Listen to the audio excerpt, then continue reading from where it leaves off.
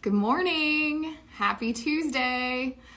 Okay, I wanted to jump on here today and talk to you about something that most agents think. Most agents think that the problem that they have, whether it is not having enough leads, hey guys, thanks for joining, whether it's not having enough leads, it's not having enough business, it's the market. I mean, you can give me your list of all of the things that you think are the things that are holding you back from your real estate business. But I'm going to tell you something, hey Indy, that probably nobody you are listening to is talking about right now. That is the truth. And that is that strategy, the market, interest rates, hey Miley, are not your biggest problem that you have with your real estate business. The truth is your real estate business will only grow as fast as your nervous system can handle. All right, hear me out. Probably lost somebody there. But let's talk about why emotional wealth is your biggest asset and your biggest tool for creating the business that you want to have. So emotional wealth.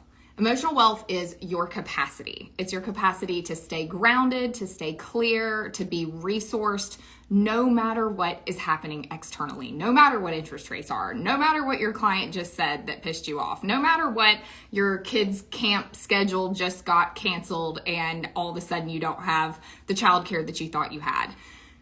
Emotional wealth is your ability to keep showing up even when the winds aren't coming, to hold the vision even when the market shifts. It's what allows you to respond instead of react.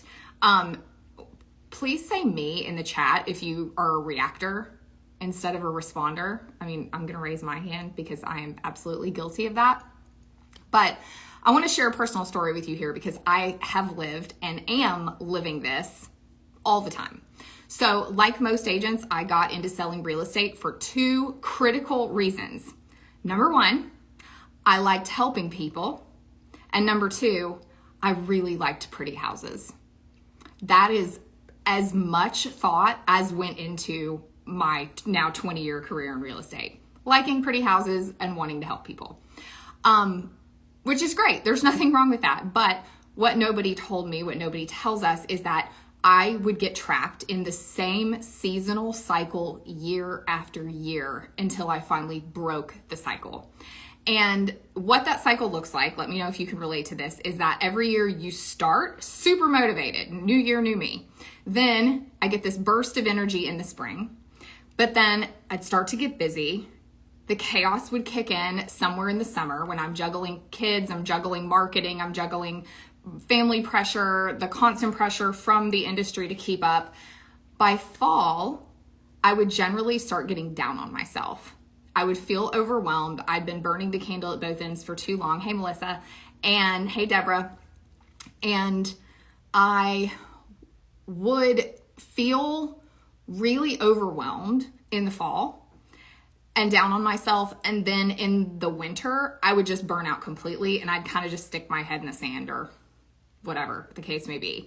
And I would do this exact same thing year after year. In fact, one year, a couple years ago, I got so burnt out that in the fall for about 5 weeks while my kids were in school and I was supposed to be working, I was watching Netflix like all day, every day. Hello from South Africa. I was watching Netflix on the couch, hiding from my team, hiding from life, hiding from my business because I was so burnt out that I couldn't think. I was totally foggy. I couldn't create and I didn't care. If any of you have ever felt that way about your business, I'm sorry. And also I understand. But this was the moment that I kind of hit rock bottom. And I realized that this whole cycle I was repeating of stopping and starting and stopping and starting every year, this constant pendulum swing between pushing and then collapsing is why I couldn't create consistent income in my business. It was the same pattern of burnout, survival, and then constantly chasing momentum over and over again.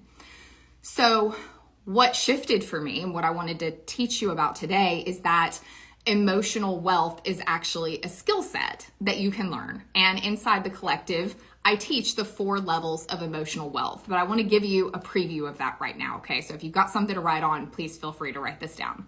So the first step of emotional wealth is awareness. So the question I want you to ask yourself right now is, can you even notice when you are dysregulated or when you're stuck in survival mode? Or is this default just so what you're used to that you don't even recognize that it's a problem right now? I know a lot of us moms, we just live in survival mode. And so if that's you, recognizing that that is where you are is the first thing. The second thing is regulation. So do you have a set of simple tools to return to center when you get triggered or overwhelmed? When the client calls and the deal has fallen apart? When the agent texts you about something ridiculous at 9 o'clock at night and then gets irritated that you didn't respond? When the normal things of real estate, when the home inspection goes awry and your clients freak out? Do you have tools to return to center, or do you get just as upset as your clients do? Do you ride their emotional wave? The third step is resilience. Hi, Liz. Can you stay motivated through the setbacks? Instead of spiraling into self-doubt, can you keep motivation moving? And finally, 4, expansion. Can you hold more success? Can you hold more visibility? Can you hold more demand on yourself and your time without contracting and dropping into self-sabotage? Because so many of us are scared to be visible. We're scared to be salesy. We don't want people to make fun of us on social media. You name it, limiting belief of the day. And we actually self-sabotage ourselves out of the things that we say that we want. So when you build on these 4 levels, your business stops feeling like a roller coaster and actually starts to be sustainable. And hopefully you will not be like me and end up for 5 weeks on the couch binging shows. I can give you some great recommendations though, by the way.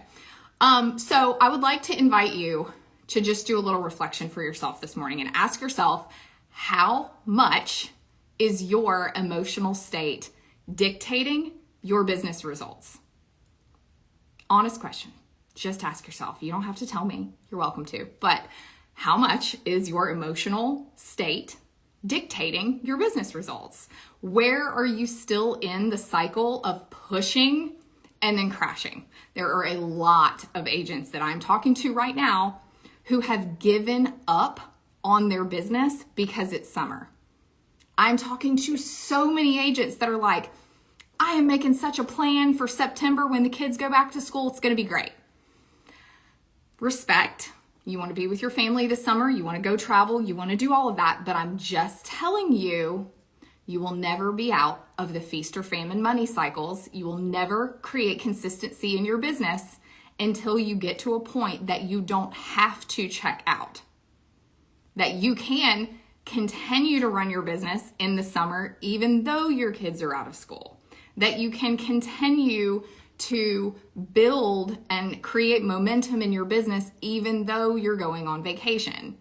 When you use summer as an excuse and you use your kids being out of school to shut down your business development activities, then you can't come crying to me when you don't have any clients in the fall. This is how it works. No judgment. Again, lived it many, many, many times myself.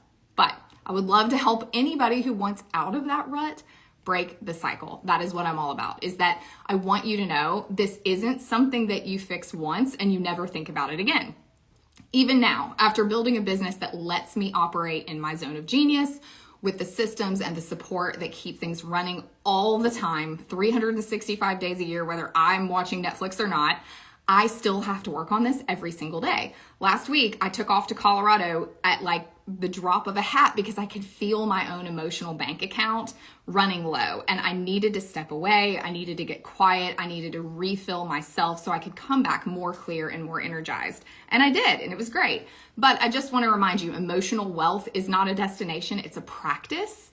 And the more you prioritize it, then the more sustainably you can grow. So if you love this and you're ready to create a business that is regulated, that is resourced, then just send me a DM, send me the word collective, or click the link below to learn more. I would love to support you in any way that I can. I hope that you took something great away from this, and I hope you have a wonderful rest of your day.